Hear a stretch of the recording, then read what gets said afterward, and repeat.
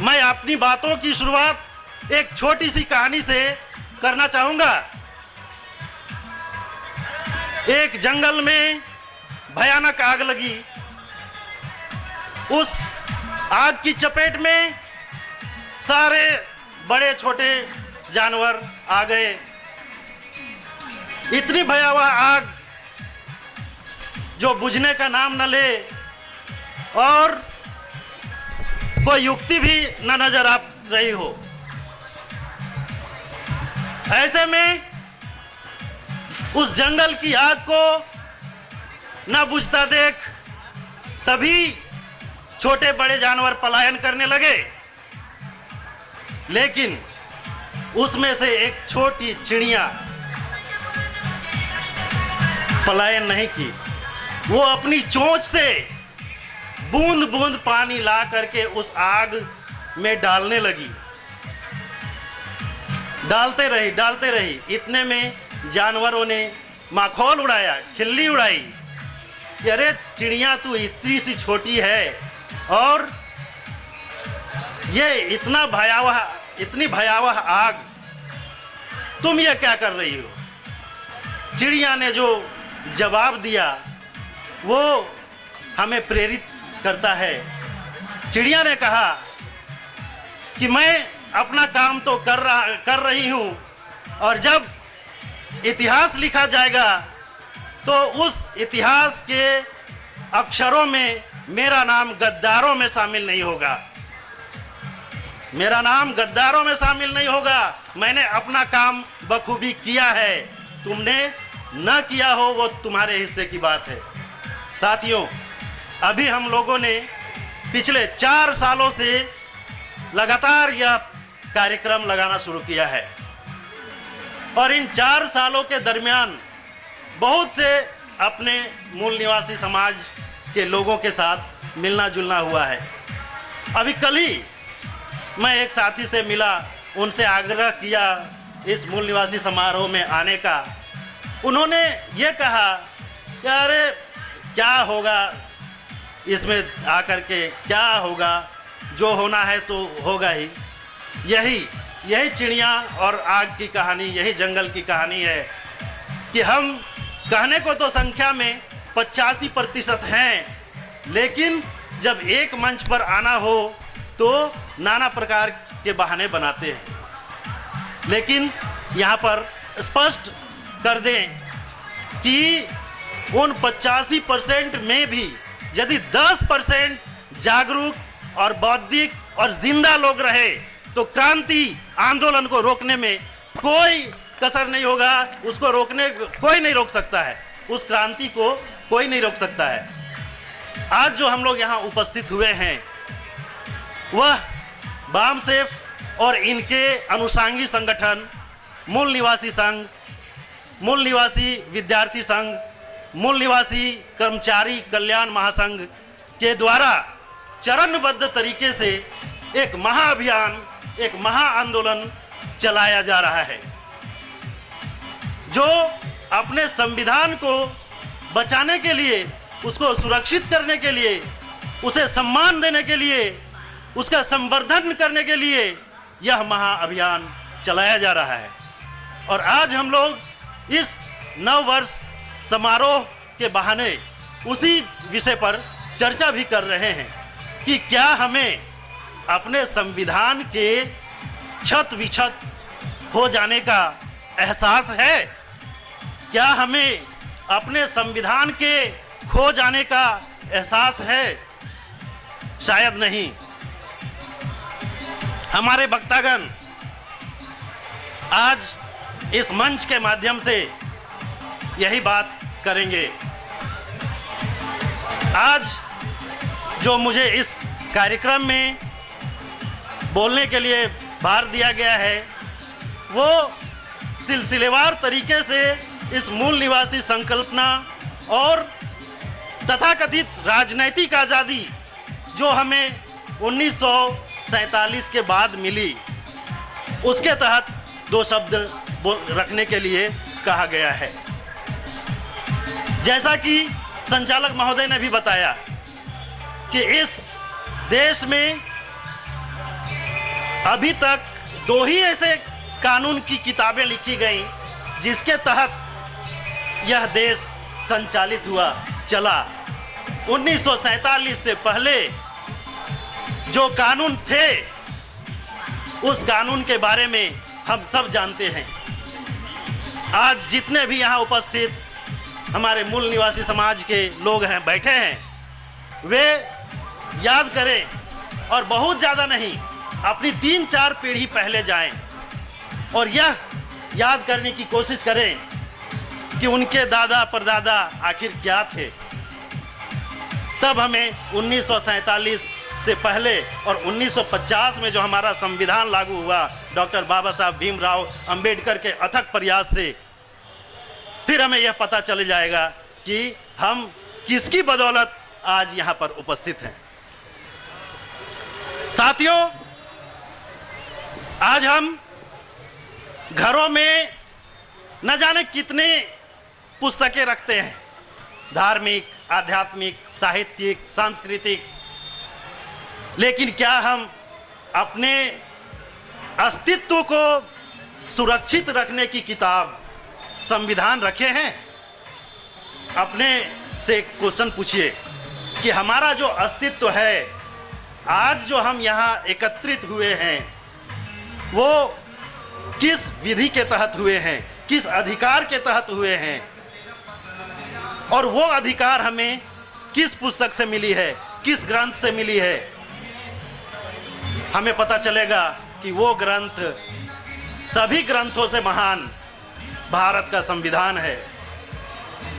भारत का संविधान बाबा साहब भीमराव अंबेडकर और उनकी टीम के द्वारा अथक प्रयासों से लगभग 3 वर्षों में पूरा किया गया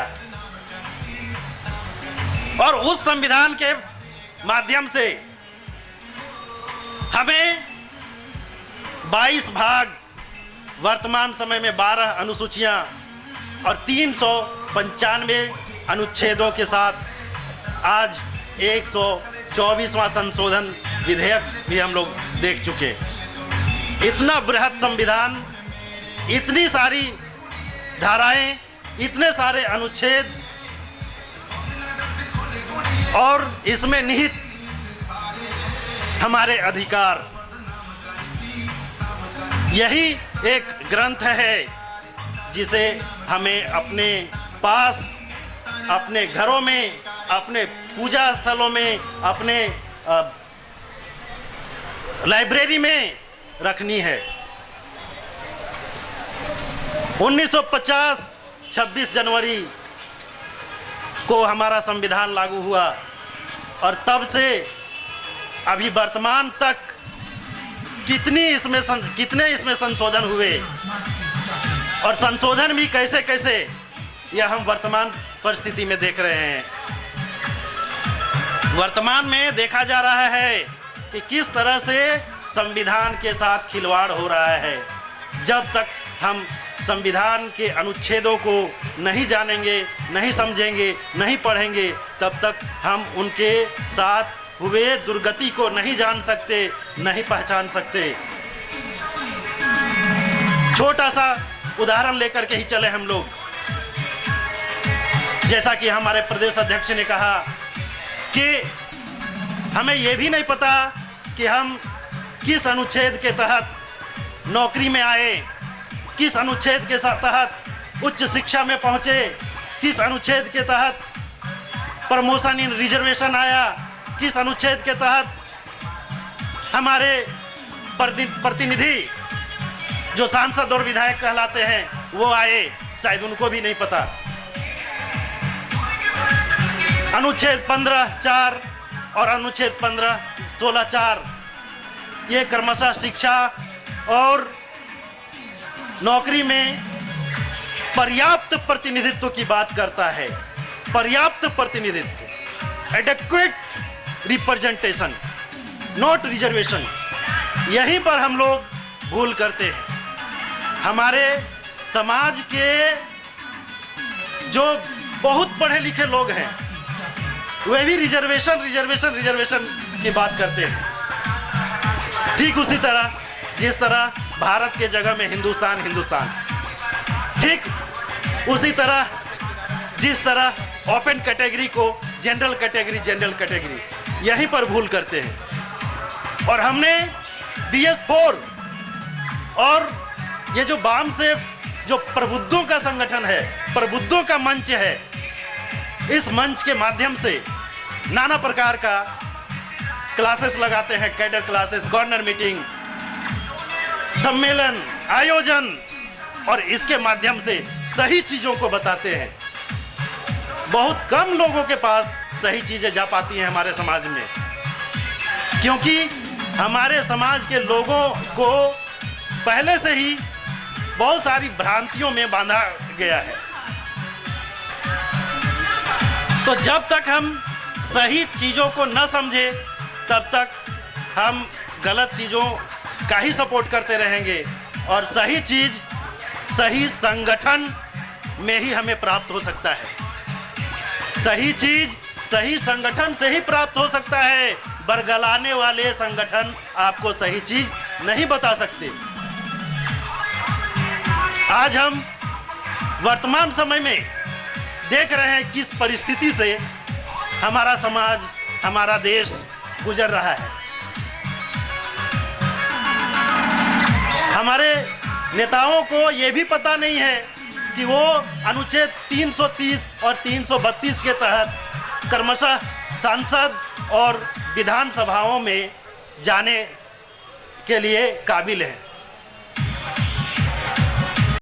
ये केवल उन सांसदों और विधायकों के लिए है जो SC और ST से बिलोंग करते हैं। यहीं पर छल हुआ हमारे OBC समुदाय के साथ। सन 50 में जब हमारा संविधान बना तो अनुच्छेद 340 के तहत पिछड़ा वर्ग गठन का उसमें निमित्त रखा गया, उसमें निर्धारित किया गया, और यह पिछड़ा वर्ग आयोग काका कालेलकर के नेतृत्व में गठन किया गया। और मजे की बात यह है कि काका कालेलकर OBC नहीं थे, OBC नहीं थे, और उनके द्वारा प्रस्तुत किए गए जो दस्तावेज थे उसको पास भी नहीं किया गया। दूसरा पिछड़ा वर्ग आयोग हमारे मूल निवासी मंडल जी के नेतृत्व में बना और मंडल कमीशन के नाम से जाना गया, और उनके दस्तावेज को, उनके विचारों को भी पूरी तरह से लागू नहीं किया गया। BP सिंह सरकार ने मजबूरी में आकर के तो लागू किया, लेकिन सुप्रीम कोर्ट का बैरियर उसमें सीलिंग लगा और उसमें उस कमीशन को पंगु बना दिया गया, और उसमें न तो प्रमोशन में रिजर्वेशन, और न ही शिक्षा में रिजर्वेशन, और न ही सांसद और विधानसभाओं में रिजर्वेशन। केवल और केवल एक ही झुंझुना थमाया गया, और वो है नौकरी में रिजर्वेशन। 2006 में उसका संशोधन प्रस्तुत किया गया, और शिक्षा में भी उसका इम्प्लीमेंटेशन हुआ। लेकिन फिर भी हम OBC साथियों के लिए यह जानकारी देना चाहते हैं कि फिर भी आज भी हमें रिजर्वेशन इन प्रमोशन और रिजर्वेशन इन रिप्रेजेंटेशन ये नहीं मिल पाया है। इसके लिए हमें क्या करना है? अभी वर्तमान समय में आरक्षण से छेड़छाड़ किया गया। 10% आरक्षण बिना मांगे, बिना आंदोलन के, बिना क्रांति के, जो कि हमें बहुत ही संघर्ष के बाद मिला, वो 72 घंटों के अंतर्गत दे दिया गया। शायद ही भारतीय संविधान का कोई भी संशोधन इतना फास्ट हुआ हो जो 72 घंटे में पारित हुआ हो। आबादी 15%, और उसमें भी गरीब लोग मुश्किल से 3 से 5%, लेकिन आरक्षण 10%। और हमारे ओबीसी की जनसंख्या 1931 की जनगणना के अनुसार 52%, लेकिन आरक्षण 27%, प्रतिनिधित्व 27%। अब समय आ गया है जब हमें जागना होगा, हमें एक मंच के तले आना होगा, एक बैनर के तले आना होगा, और ऐसे बैनर के तले आना होगा जो राष्ट्रीय स्तर का बैनर हो, जो सामाजिक संगठन हो, और बिना समाज सुधार के, बिना समाज निर्माण के आप राजनीति में सुधार की अपेक्षा नहीं कर सकते हैं, क्योंकि हमारे राजनेता भी इसी समाज के अंग हैं और वो ये देखते हैं कि समाज कैसा है। यदि समाज अच्छा होगा, समाज जागरूक होगा, तो हम राजनेता को भी जागरूक कर पाएंगे, और हम जागरूक समाज के लोग वहाँ पर राइट टू रिकॉल लेंगे और उसको बुलाएंगे कि तुम काम नहीं कर सकते हो, तुम आ जाओ, और हम फिर अपने समाज के लोगों से वहाँ पर जाने का फरियाद करेंगे और वहाँ फैसला करेंगे। हमारे हाथ में फैसला होगा। तो अब हमें जागना होगा। हम इसी के तहत बामसेफ और इनके अनुसांगी संगठन की ओर से BS4 का कार्यक्रम चलाया जा रहा है, और हम बखूबी बोकारो सहित झारखंड के सभी जिलों में आज ही के दिन में, न केवल झारखंड में बल्कि पूरे देश में आज ही के दिन में यह BS4 का कार्यक्रम लगा रहे हैं और चलाया जा रहा है, जिसका यही सार है कि हम अपने संविधान को किस तरह से सुरक्षित, सम्मानित और संवर्धित करें। इन्हीं शब्दों के साथ मैं अपनी बात को समाप्त करता हूं। जय भीम, जय मूल निवासी।